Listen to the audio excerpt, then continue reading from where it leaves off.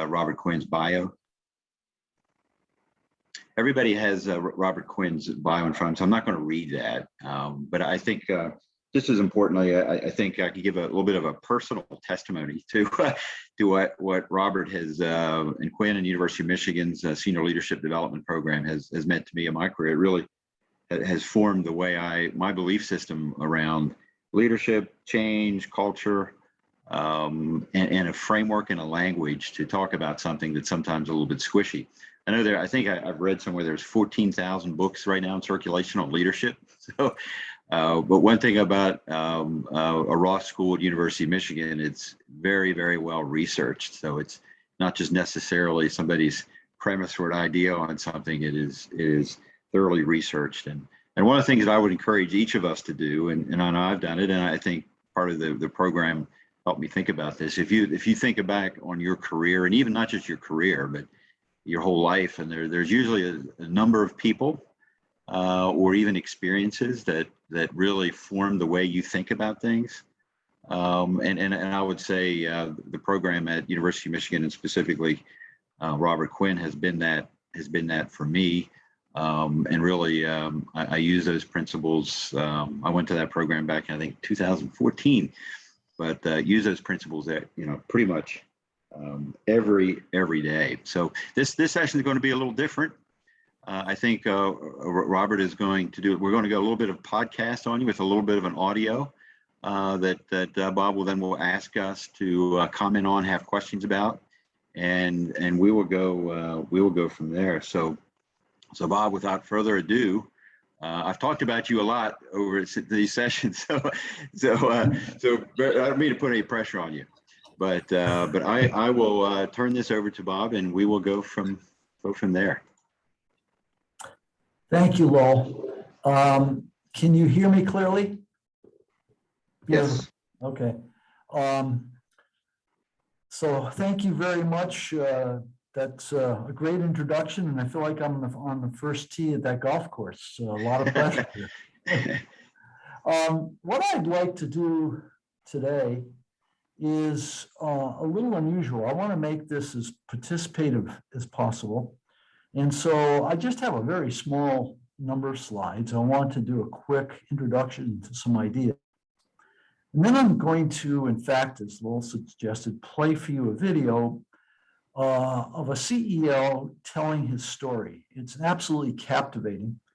I'm going to ask all of you to, at the end of that video, write down your most authentic question. I'll explain what that means later. Then I'm going to try to take a number of your questions, jot them down as you give them to me.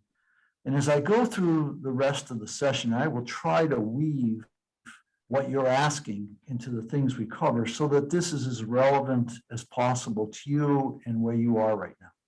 So I'm going to try to screen share here. And there we go. And is the PowerPoint coming up for you folks? Yes. Okay, great.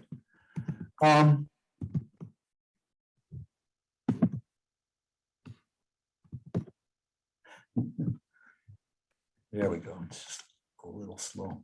So I want to talk a little bit about a learning journey that we went on here at the University of Michigan. About 20 years ago, two of my colleagues and I took a very big risk. We brought in about 100 scholars, and we told them that social science is biased. They didn't receive that very well. They said, no, social science is objective. And we said, no, it's biased. It's biased towards something called central tendency. We draw samples, we go out, analyze data, we come back and we say, here is the general pattern. It tells us a lot about what's normal. And our attention quickly goes to using that information to solve problems. So we spend a lot of time learning about what's normal and on problem solving.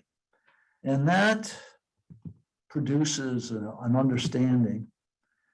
I can get this thing to adjust. Oh, beautiful.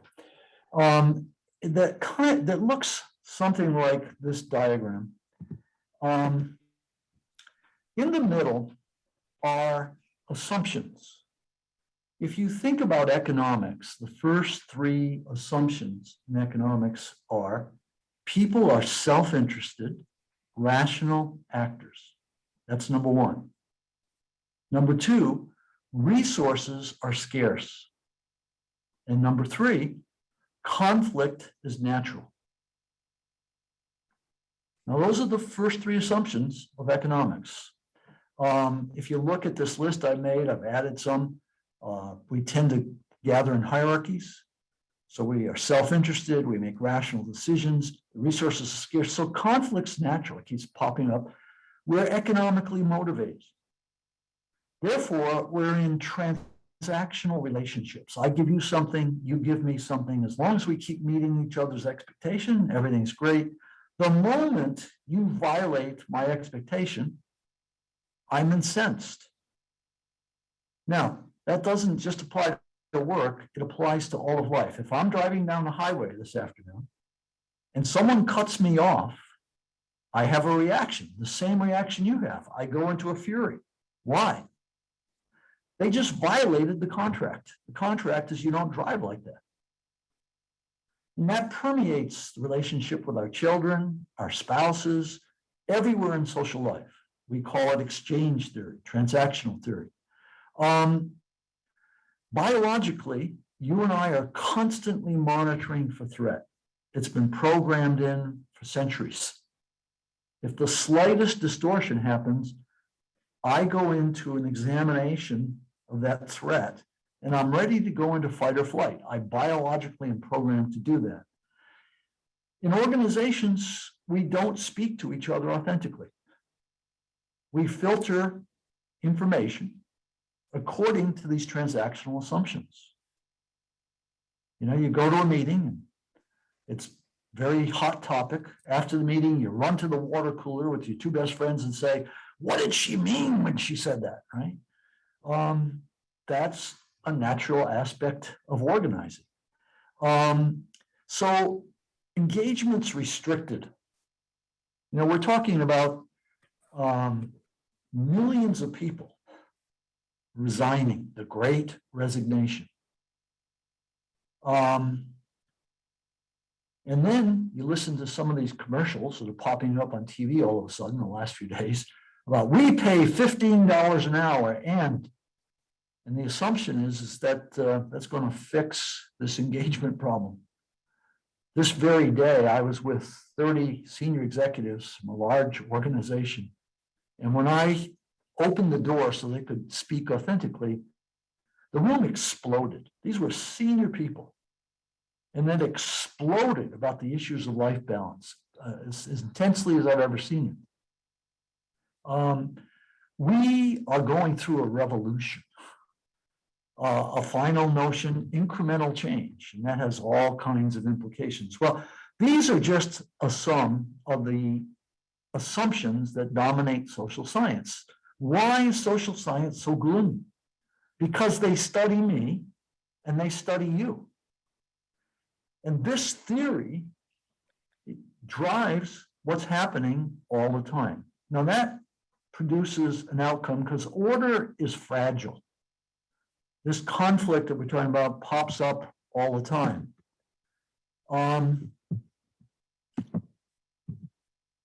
There we go. And so how do we as executives spend our time? We tend to spend our time in problem solving. These disruptions come and we have to deal with them. All over the organization, there are competing interests. We lose a communal focus. Distrust and fear naturally pop up. The interaction gets filtered, as we said. We're dealing with increasing problems when that happens. Our response is to somehow intensify control, create a better control system of some sort. There's the negative peer pressure is always present in every human group. Hence, we get isolated silos very easily. We burn dollars in our organizations. when we don't have that high level collaboration. Interestingly, if I am an executive, I was on a plane a year ago and there was a young person and an older guy sitting. The older guy said, I'm a manager. I solve problems 10 hours a day. That's what a manager does. I thought, that's a pretty good definition. If I'm spending all day long managing, solving problems, what's my aspiration? I'm aspiring to return to order. In other words, the middle of the curve is my aspiration.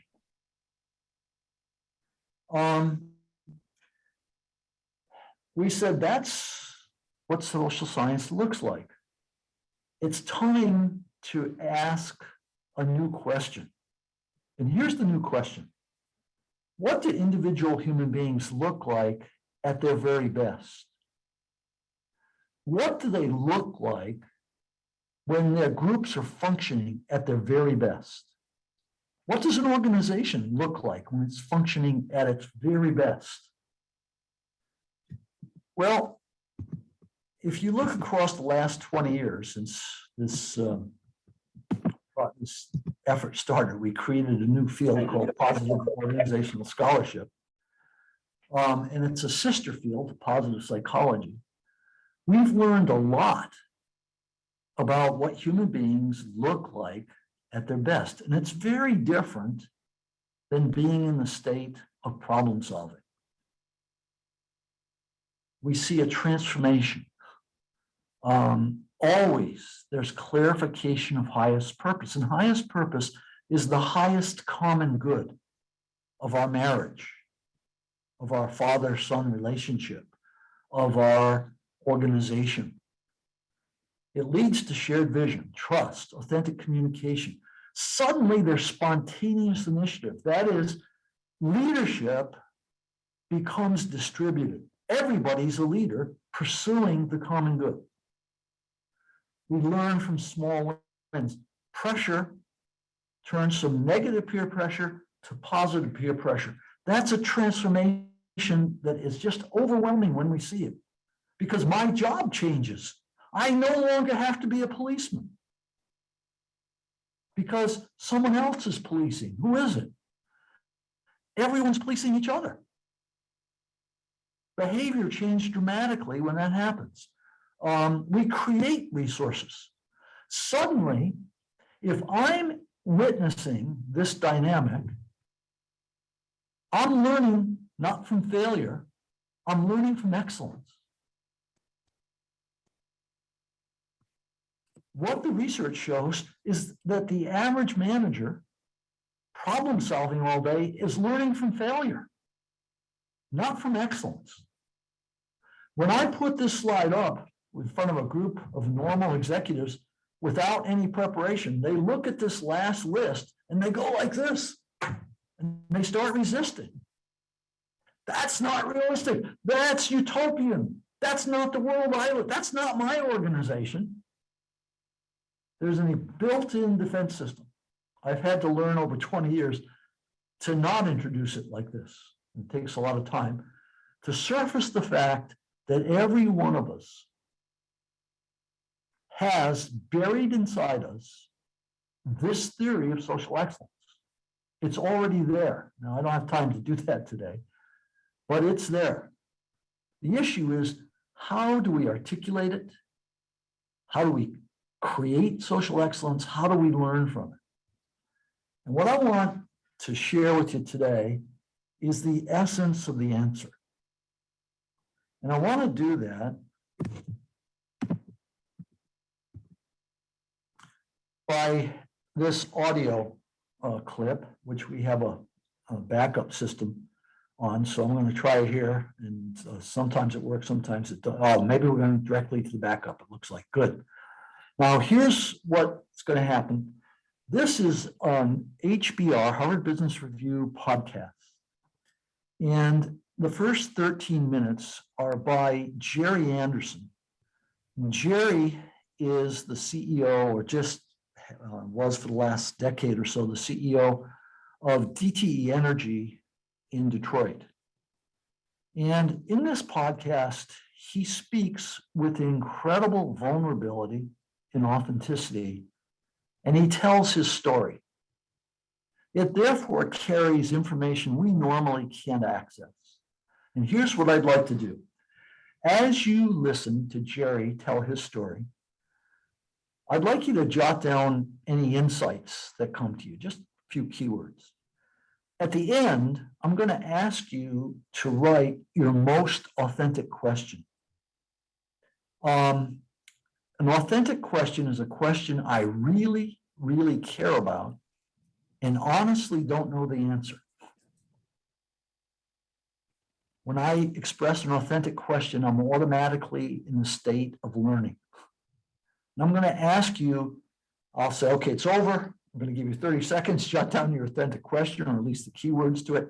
Now, please give them to me. I'm going to, hopefully you'll give them to me rapidly. I will jot down the first 5 or 6 authentic questions, and then I'll try to weave that into a debrief of what I think we've learned together.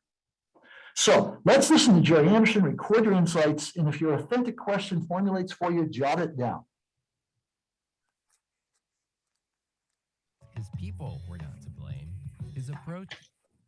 Simple thing, but if you want a company to be excellent, you have to draw people's discretionary energy, their extra energy. Well, what do you give your extra energy to? I give it to things I care about and believe in. On today's show, turning purpose into performance. In a bit, we're going to hear from Bob Quinn and Anjan Thakur. The 2 business school professors wrote the HBR article, Creating a Purpose-Driven Organization.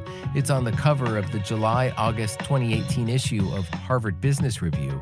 But first, we're going to hear from the CEO of a company they wrote about in their article. That's Jerry Anderson of DTE Energy.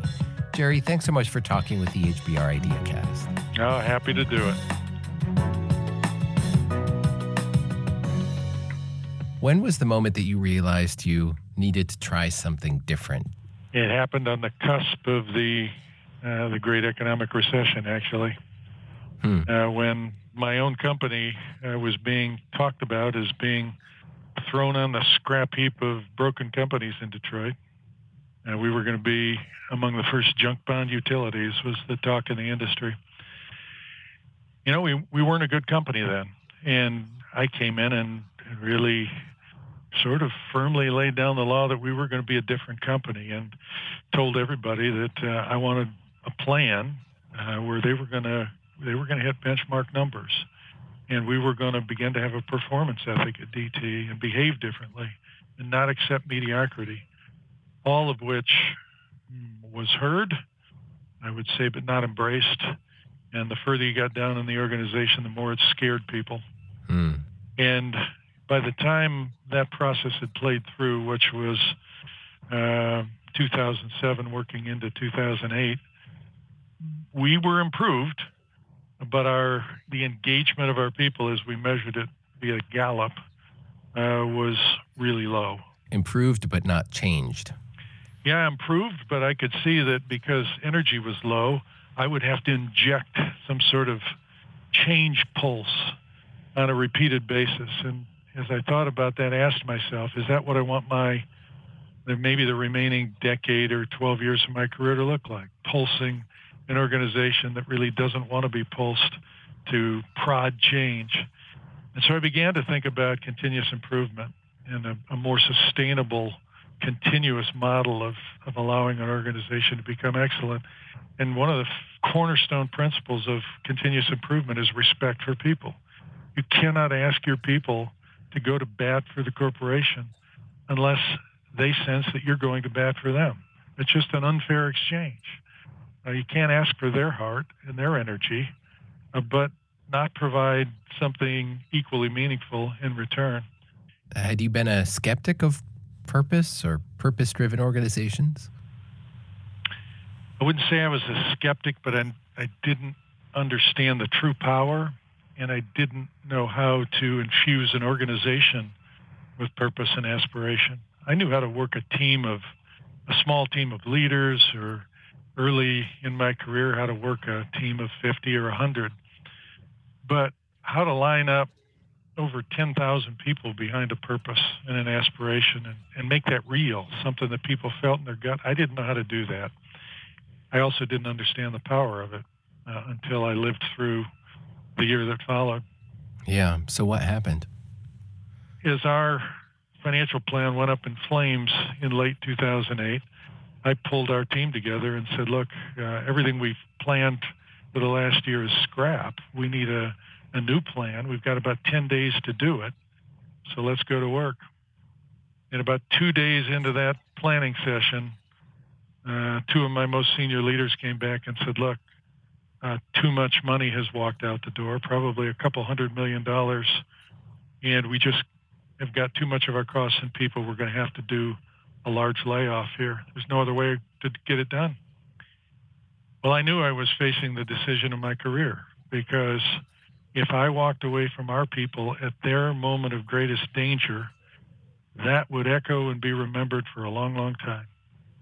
So in the end, we made the decision to do the opposite.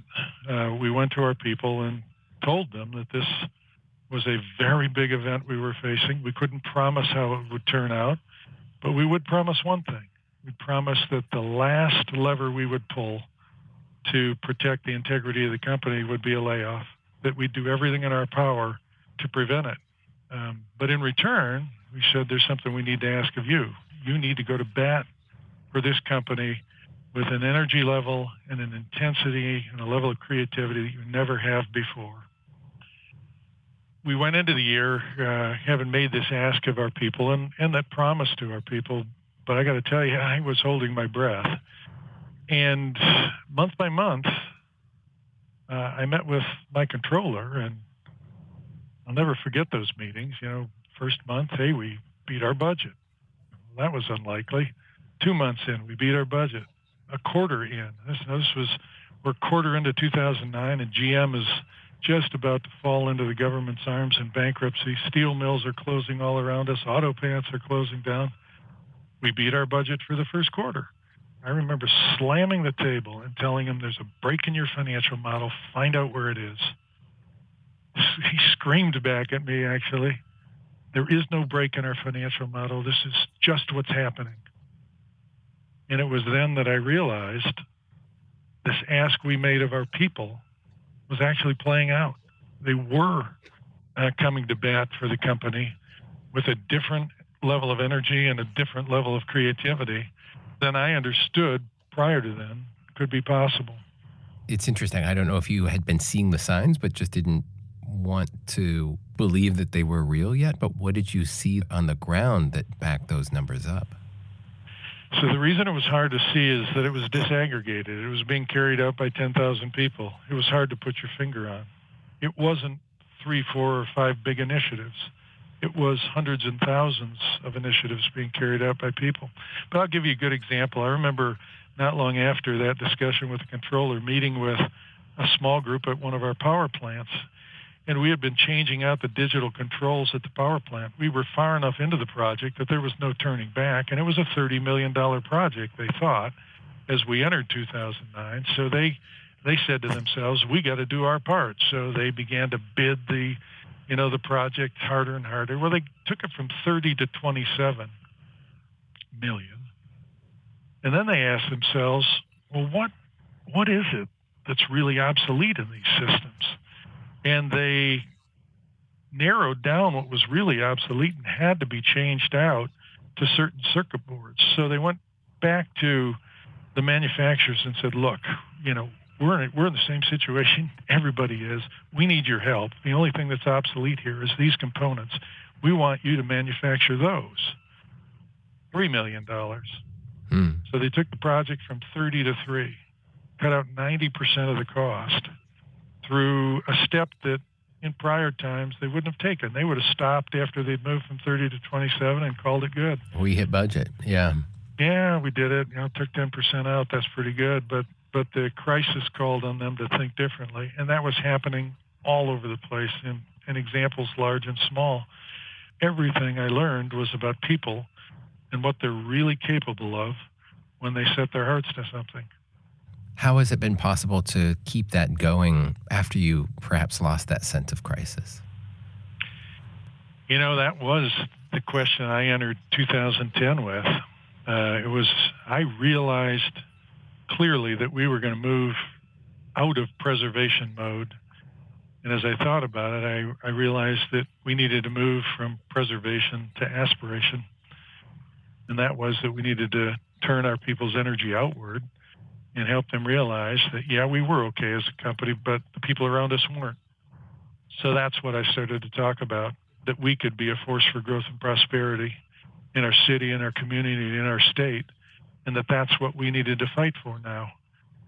And that statement still lives today. In fact, it's been shortened to be a force for good, but it has power because it reaches back to that time in the crisis when we turned from trying to save the company to going to bat for our state and our communities.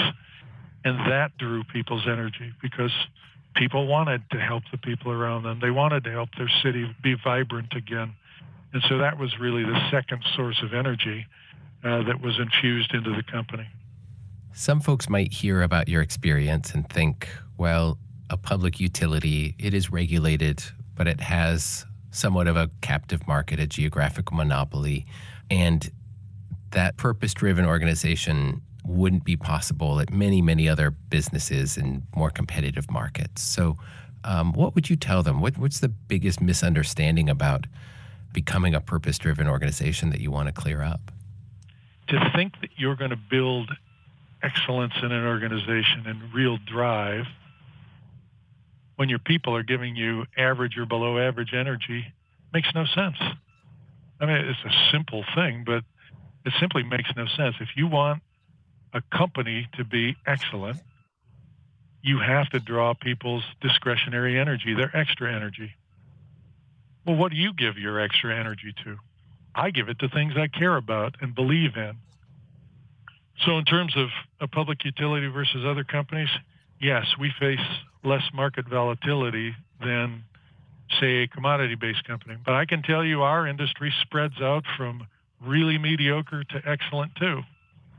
And so if I just talk to you about the hard measures, over the decade from 2007 to the end of 2017, sort of the period that I walked through my own journey learning about all of this, our economic performance was that our total shareholder return was up 275%, and our average peer was up 83%.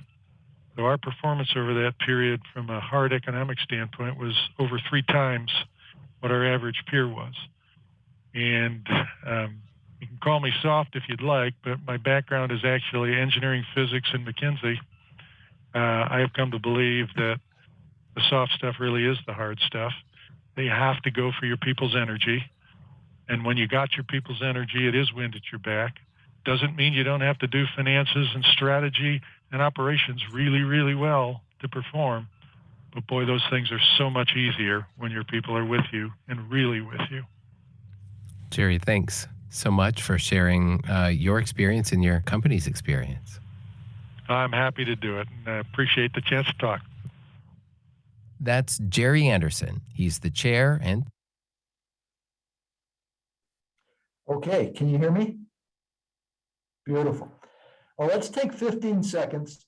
Jot down your authentic question. That is, what's a question you really care about, having listened to that, and don't know the answer to? So let's take 15 seconds.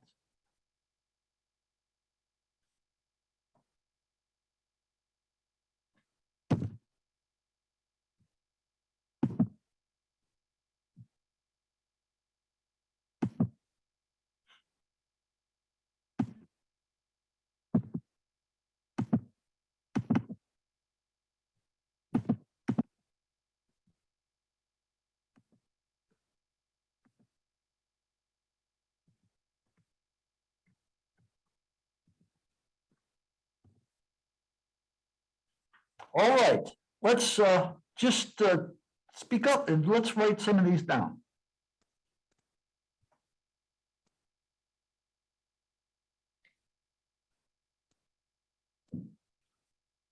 I'm happy to go first just to get the ball rolling. Okay. And I'm sure that folks have them, but you know, a couple of things that jumped out there. You know, going for people's energy and sustaining that energy. Do you see that there is kind of a one model for doing that fits all organizations, or is that specific to different organizations that will go about that in a different way? All right, is it a specific model or different in every place, or is there something more generalizable? Great. Let's go to another question. I have a question. So, you know, if we are asking our employees to give us their extra energy, to give, you know, more than 100%, is that sustainable? Beautiful. Great question. How about another one?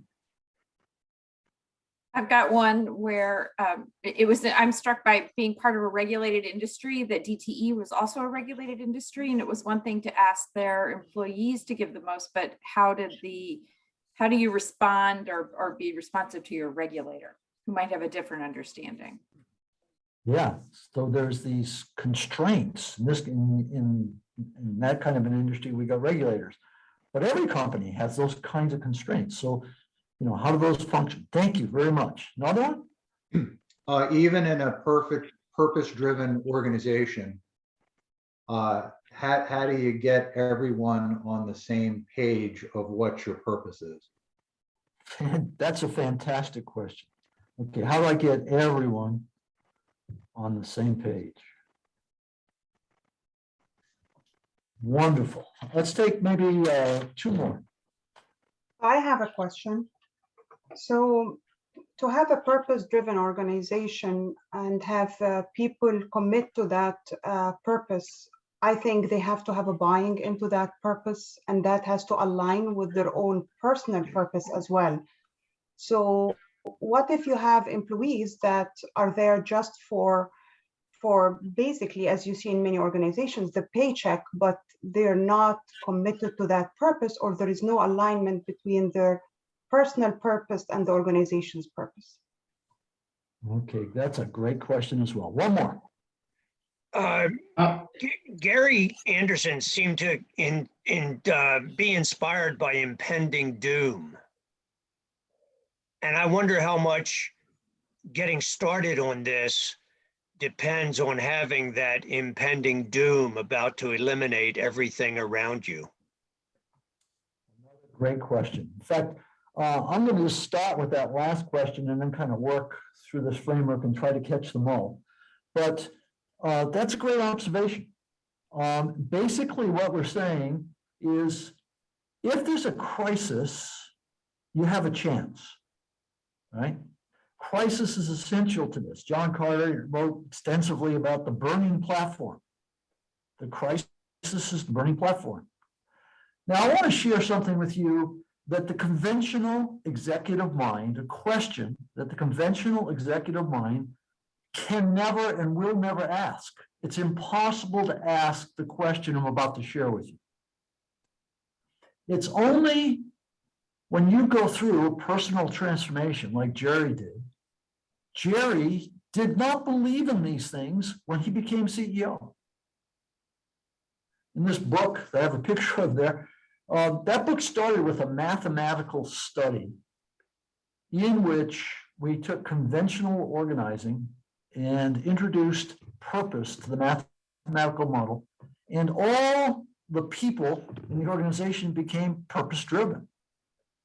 And it was stunning to my colleague, economist, and he said, we have to go out and we have to interview CEOs of purpose-driven organizations. I said, good, let's go do it.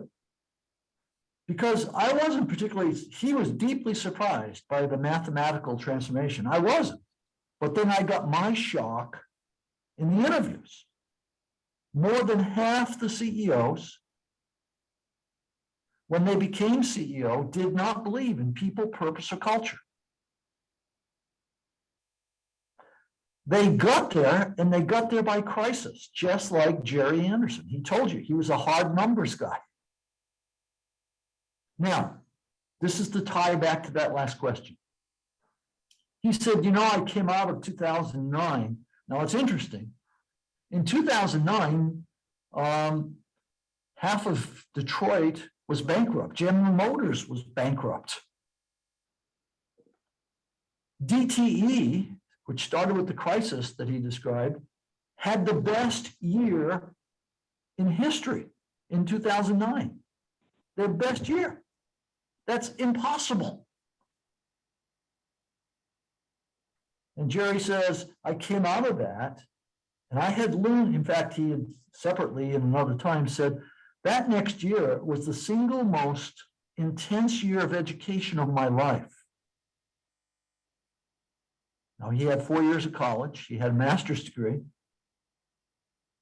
And he said, this particular year was the most intense education of my life. Jerry learned some things that were outside his paradigm. When he said return from preservation to aspiration, he held a meeting. And the essence of that meeting was this question, the question the normal person could never ask. If crisis can produce social excellence without leadership, can leadership produce social excellence without crisis? Because that question about doom is exactly right on target. You got your finger on something very real. And in our transactional view of the world, we don't believe it's possible to create social excellence. And so we say, there was a crisis. I understand that. I see it. But I could never do it. And the answer is, yes, you can. Purpose-driven leadership produces purpose-driven organizations. The transactional mind will not take you there. That's why most leaders, senior leaders, to do this have to transform. They have to move out of the transactional view of the world, which is ego-driven, self-interested actors making rational decisions, to the transcendence of ego, to a genuine commitment to the common good. Now, in the book, we argue that there are 8 counterintuitive steps. I won't go through all of them, but as I hit some of these, I'm going to tie them back to what you're asking. They're counterintuitive because they're outside the normal mindset of the executive world. The first one is, if you're going to create a purpose-driven organization, you have to envision an inspired workforce. That sounds easy. Is that what we do? When we go into a meeting at 3 o'clock in the afternoon on any given day, and there's a problem, are we assuming that our people are an inspired workforce? Or are we assuming that these are self-interested people in a conflictual situation who have a problem and need to be controlled? Every discipline in the business school teaches you the latter. When you hit corporate culture, it teaches you the latter. It's about me coming up with control systems, because I'm smarter, that they can't sabotage.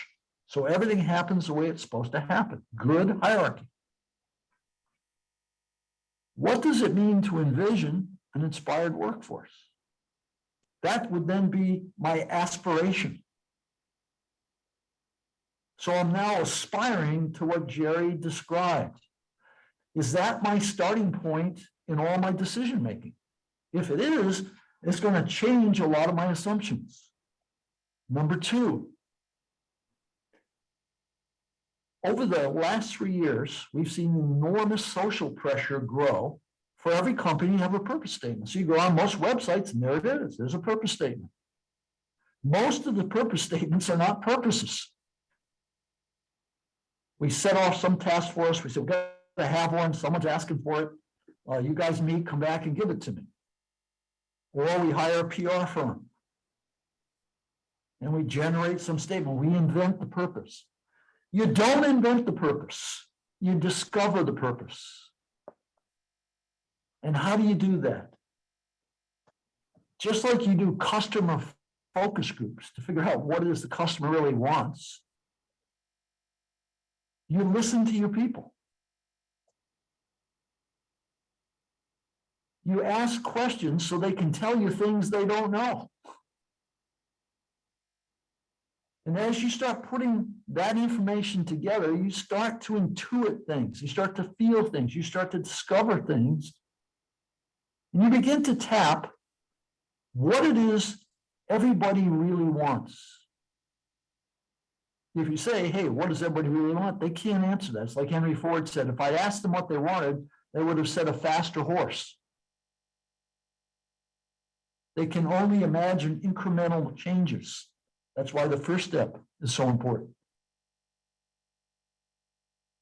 So it's beyond existing assumptions, and that requires a process of dialogue and listening and hearing the voice of the organization. Most executives never hear the voice of the organization. Then we get to the most important word of any other word in this entire book. The word is authentic. You have to make the purpose authentic.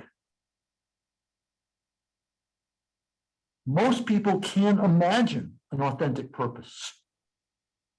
A purpose statement is just another rational phrase, and I'm putting it up so it's on the website. But if you go to the next one, you make the purpose constant.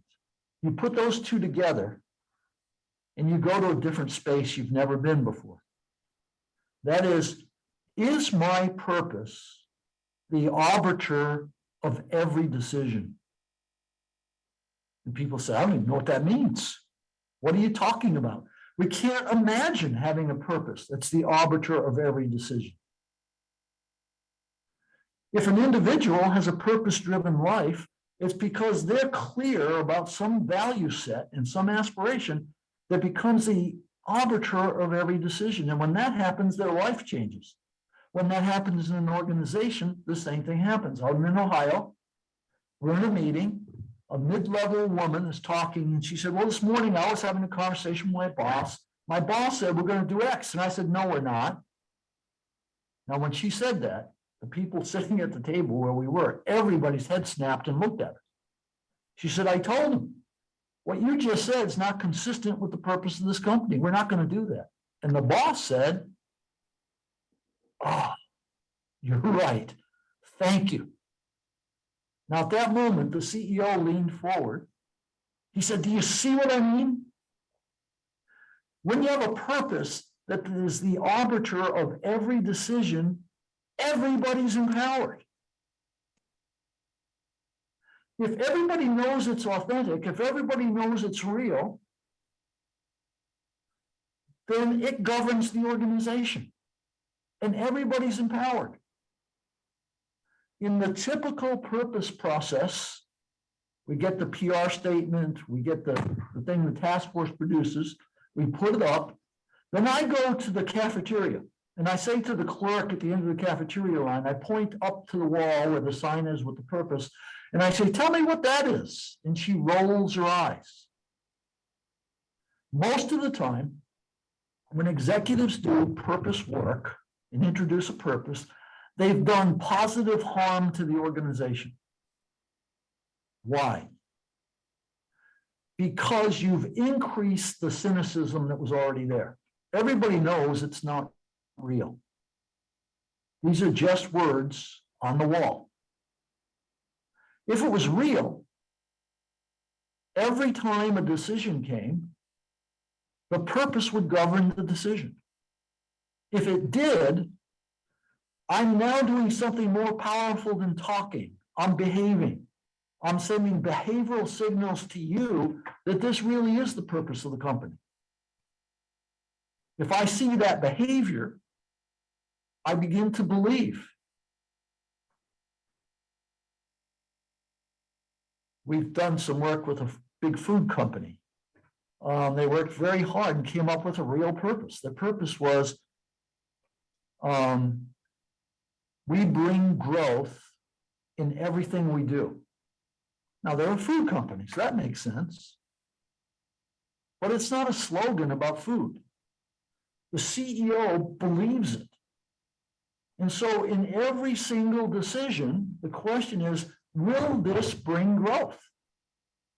Now, if it's the arbiter of every decision, then let's think about this. You have to fire someone. Now, you fired someone 6 months ago. You know how to fire people. You've done it before. But if growth is the purpose, I have to fire that person this time differently than I've ever fired before. I can't fire them the same way. I have to fire them in a way that they're going to grow. Oh, wait a minute. This, you're asking too much. If I do fire them in a way they grow, they leave feeling respected, valued as they were fired. I know one CEO got a standing ovation from the people he just fired. That's an incongruous image.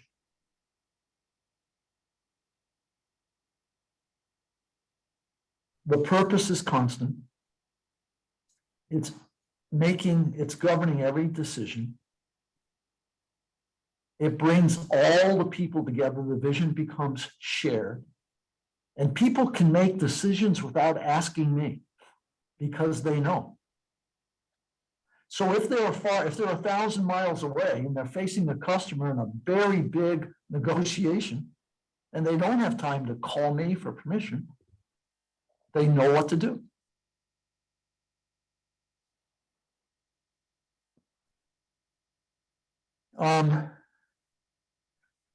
When the organization becomes a purpose-driven organization, one of the side effects every time is it becomes a learning organization. It goes from being a rigid hierarchy to an adaptive learning system. People begin to grow. The organization begins to reflect that. There's a part of Jerry's story that is absolutely crucial. The average person has a really hard time getting that part of the story. What was his education in 2009? He stood in front of the people. He was deeply frustrated. He brought in his top 200 people, and he said, here's a transparent analysis. Here's all the numbers. I don't want to downsize. I see no other alternative, but I'm not going to downsize unless I have to. Now, here's something I believe. I believe that I don't know what to do. I'm the CEO and I don't know what to do. Like, we're trained to never talk like that. But I believe you people know what to do, and I'm not even smart enough to ask you the right question.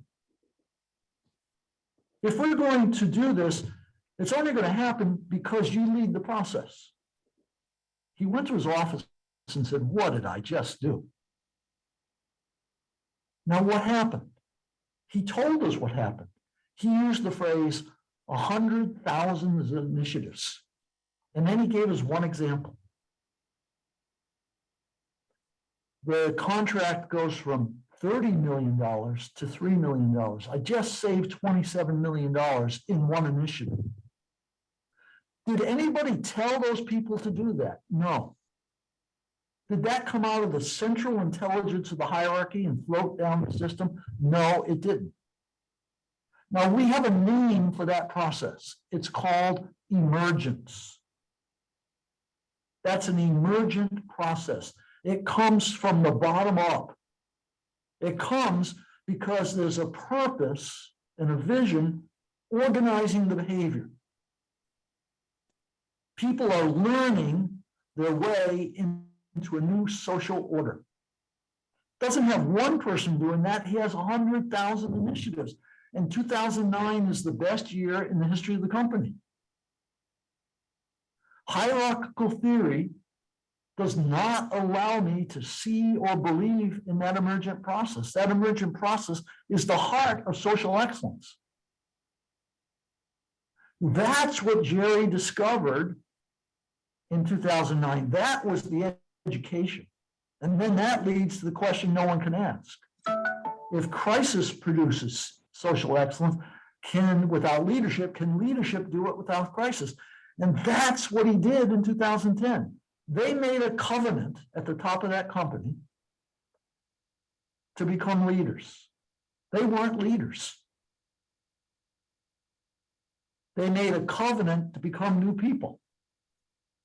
And it worked.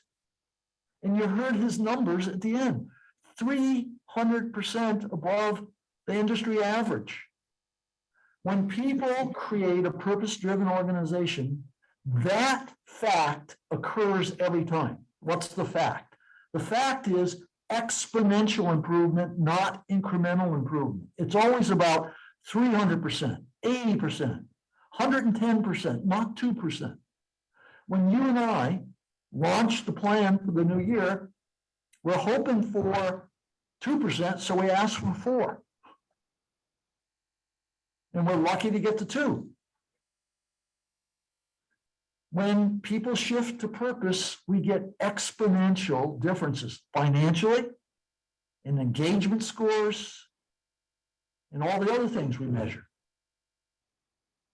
It's very hard for me to believe in that, given my business school education and my years of corporate experience. We're talking about something strange. Now think about that slide I put up and the right side of the curve. Well, so it goes. Real quickly. If you don't get it to be real for the middle managers, then you've wasted all your time. This is not me talking philosophy. This is empirical research. If it doesn't get bought by the people in the middle, it's a waste of time. That means I have to lead the people in the middle. They have to come to believe the purpose is real. If they're rolling their eyes like the clerk in the lunchroom, I've wasted my time and money. But only a leader can get middle managers to believe. The huge challenge, what about the first level people? A lot of companies don't even try. A few companies do it brilliantly. KPMG did unimaginable things and reached people all the way at the bottom level and immediately saw those exponential changes. And so it goes. So let me just review your questions and we'll wrap up if there's any other than a few minutes we have left. Is this specific or generalizable? What I'm showing you is a generalizable model that runs across all human experiences. That includes families, sports teams. It is not at the middle of the curve. It is not the theory that you and I are enacting every day. But it is a theory that's embedded deep within us because every one of us has experiences with excellence. It's rare, but frequent. If you have one great conversation in every 10,000 conversations, that's social excellence. In your lifetime, you have millions of conversations. So every 10,000, you have an experience with social excellence. You've had an experience with social excellence. If you've seen one great marriage as opposed to good marriages, you've had an experience with social excellence. If you've been on one great team, if those experiences are real, they're factual. If they're factual, social excellence is possible. So there's a generalizable model.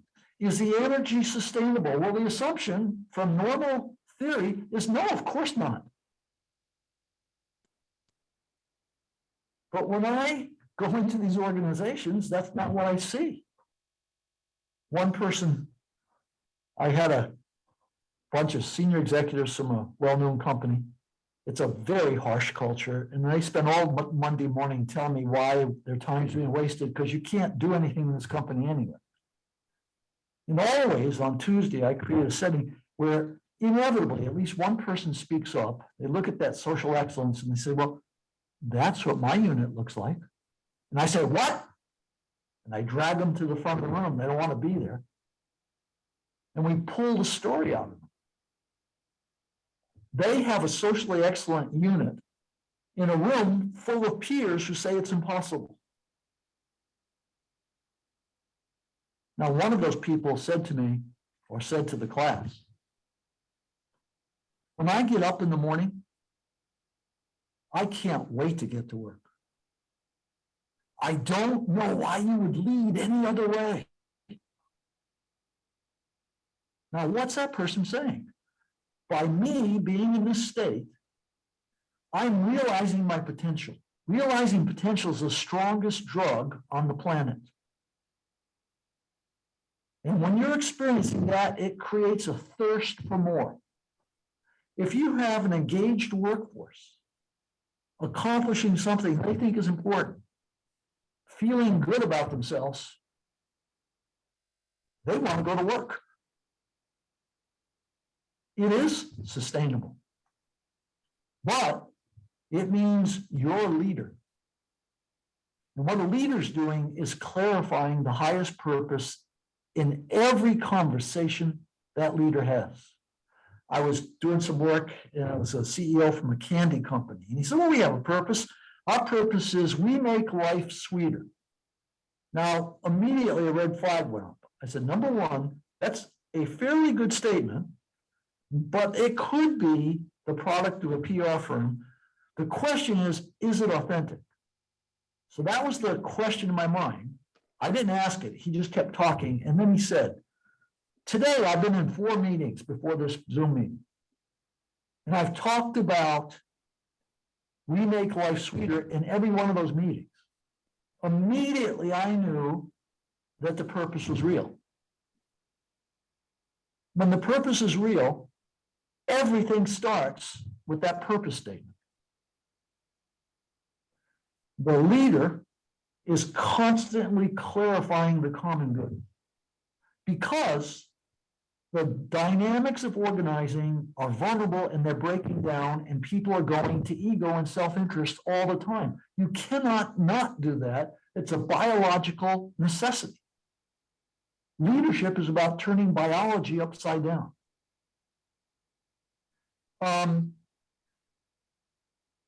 Regulators. All over the world, when I share the research from positive leadership, there's a predictable question. It takes 100 different forms. And it goes something like this. I work in this kind of organization. It's regular, it's medical, it's financial, it's legal, therefore we can't do this. Or I have a boss. Let me tell you about my boss. He's a monster. That's why we can't do this here. It's so sad. I love these ideas. We just can't ever have this. That is learned hierarchical helplessness. And we live in learned hierarchical helplessness. We manage by assumed constraint. If one utility, if Jerry Anderson's telling the truth, every regulated company has the capacity to do this. How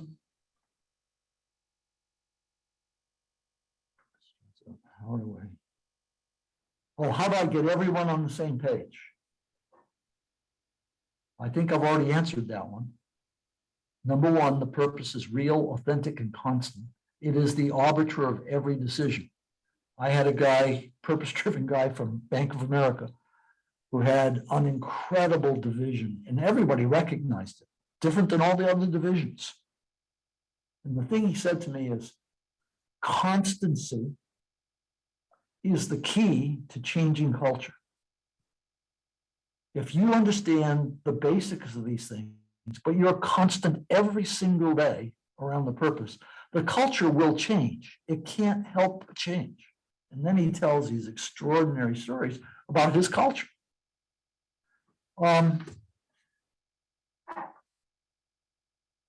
Yeah, the one about, well, how do I get people to align and buy in?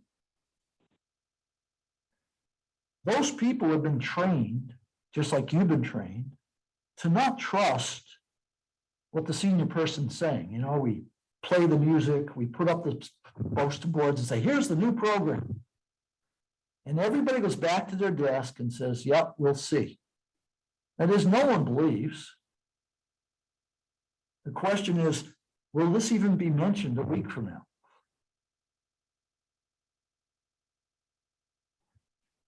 That's typical corporate change.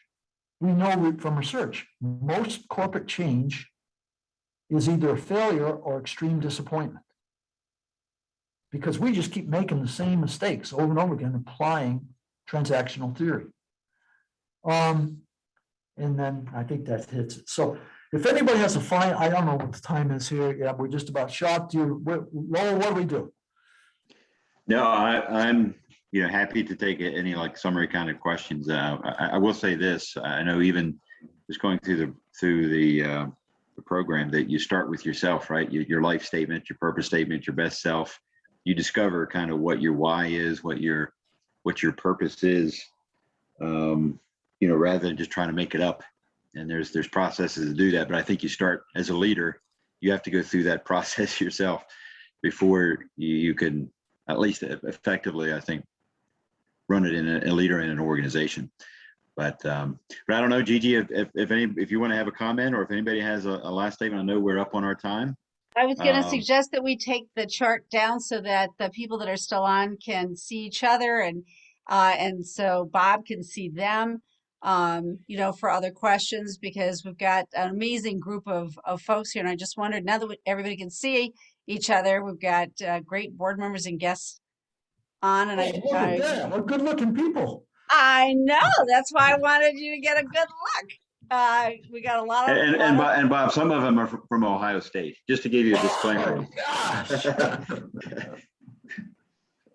Well, I wanted to make sure that that board members, that joined us throughout, were able to hop on and ask questions. And I see a nice message from Jim Martinko, our chair of our audit committee, but I didn't want to end without giving a chance for further discussion.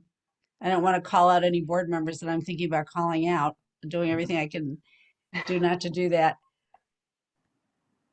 I see, and we have some new board members that I'm looking at, wondering if they'd like to jump in. So Gigi and Lowell, thank you so much for this very interesting presentation. And Robert, thank you. As you mentioned, there's like 1,500 books out there on new leadership models and how to tackle an inspiring leadership model in a very turbulent times. And I think it's just a comment, not a question. I think they all go back to the basics of trust, communication, and authenticity, reciprocity with employees. So it's just the question that comes to mind is, why does a catastrophe have to happen for leaders to realize that, right? Yeah. A hierarchy is an emergent system itself.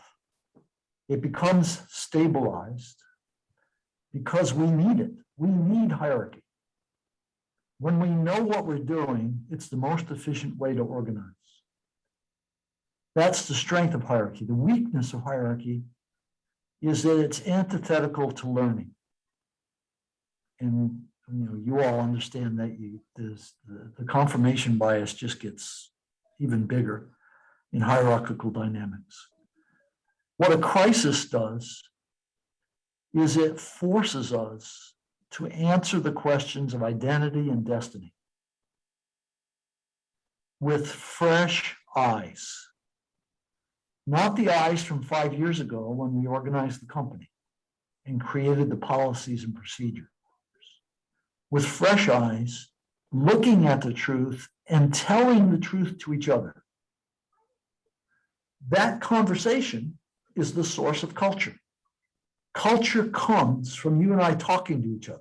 Then it gets formalized and it loops back and kills the way we talk. But that's why crisis sometimes kills the company. But if the company turns around because of the crisis, basically we've created a new social order that's aligned with today's demands. When I listened to those people this morning, and I was so incredibly moved that we're in a revolution right now in terms of human resources. It's a revolutionary moment. The old thought processes are not going to solve the problem. The need for purpose-driven organizations is greater today than it was 18 months ago. That's a new order. And so we can't throw hierarchy out. We have to figure out how to marry it with learning. Learning produces knowledge. Knowledge hates its parent. Knowledge hates learning. We all have a confirmation bias. We want to conserve our energy. That has a lot to do with what we call resistance to change. So you're asking a very basic, very important question. Gigi, one more question. Bob, I'd love to learn how the bean counters in the Office of Budget handled all this, because there tends to be a need to suppress the next round. If somebody took their budget down from 30 million to 3 million, you got to do it again. We can't give you 30 million to work with. How do you control the bean counters? Let's think about KPMG, 30,000 accountants. The moment you tell me I'm going to do purpose, I said, I don't think you can do it, right? They didn't think they could do it, but they had a brilliant HR leader, one of the most brilliant I've ever met. And he was convinced that they had to go to purpose. But how do you get 30,000 accountants to go to purpose?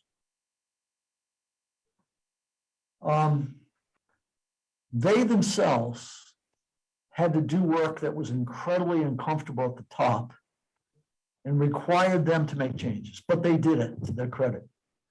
And then they said they did incredible work to come up with the organizational purposes. Now, how do we get the middle managers and these 30,000 people to buy in? The HR guy came up with a system. They were all nervous. He said, look, this is June, and we're going to give them each a digital map. In the middle of the map is an empty space for their picture. At the bottom is the company purpose. At the top, we want them to write their highest purpose at work, the one they believe in. So we're going to tell them, here's these maps. If we get 10,000 people to fill out the maps by Thanksgiving, then at Christmas, we're going to give everybody 2 extra days off. And then this argument is, no, we better not do that. What if we don't get 10? We'll be embarrassed. And the HR guy said, we're going to do this. So they did it. By the 4th of July, they had 10,000 maps. By Thanksgiving, they had 30,400 400 or something. They had more maps than they had people. Everybody did it, then teams did it, and then some people did too. And the maps said things like this. Here's my picture as an accountant, and above it says, I fight terrorism. And then an explanation. Every time I do an audit, I'm making sure that money is not laundered and going into these evil outcomes. I am a fighter against terrorism. That's an accountant speaking. 30,000 of them. What happened? KPMG went like this. Now, I did a study of school teachers, but not normal ones. This was the top 1% of school teachers in the state of Ohio, people who move kids 3 years of progress in 1 year. Every one of those school teachers had a strange belief. They believed every kid wants to learn. Most school teachers will tell you, I have kids from this neighborhood. They don't want to learn. An assistant professor in an MBA program will say, I got these MBA students. They're just here to get jobs. They don't care about learning. I can't teach them. And that's just leader talk translated to academia. But these teachers, the top 1%, say every kid wants to learn. Your job is to find the path. It's not their problem, it's your problem. That's a very different way to think. Even the accountants might be saved. Well, I know we're running very late. Thank you for your time. I will say one quick story, I think, to kind of summarize it. I've got on my desk at work, I've got this little stick figure of a person pushing a broom. And that comes from the story of down at NASA. It's kind of purpose-driven around NASA. They came across a janitor who was working and what is your role here? What is your purpose? And he said, I'm here to put a man on the moon. So that, all the way to a janitor, I think that's kind of cool. So every time I look at that stick figure, I think about, that. But Bob, you're very gracious with your time. Thank you very much. Really impactful. So just every time I'm involved with you, I get energized all over again. So it's been very valuable. So thank you very much. Well, my hope is that everyone takes at least one new thought, one new possibility away from this. And if that happens, this was time really well spent. And I'd like to chime in to say thank you, Bob. I knew from the moment I met you and prepped for today it was going to be fantastic. And I encourage everybody to rewatch this entire discussion and also especially the link. We're recording all of this, and we're going to send a link out to all of the board members and the participants that joined us today so that they can experience this again. And there's so much information here. And even the podcast moment, the second time I heard it, I heard even more than I heard the first time. So as a personal experience, I'm so grateful to you, and I do believe that I've gotten many messages and text messages while we're talking. So many board members really appreciated the conversation today, and our guests that we're glad were able to join us too. And so with that, Mr. Chairman, I would say that I'm happy that we'll be able to share this with everyone, and I hope we'll be able to talk you into coming back again. And Bob is a local guy now. He's no longer in Ann Arbor. He lives here in the greater Washington region. So I'm sure we'll paths will cross for sure. So thanks again, everyone. We do have a lot of University of Michigan graduates, including board members who, when they heard you were speaking, I got all these go blue, go big blue messages from various board members who are on the call tonight. So anyhow, but we're very grateful that you were able to join us and so generous with your time. Thank you, Bob. And we look forward to continuing the conversation. Fantastic. Thanks, everyone. Right. Thanks, everybody. Thanks. Bye-bye.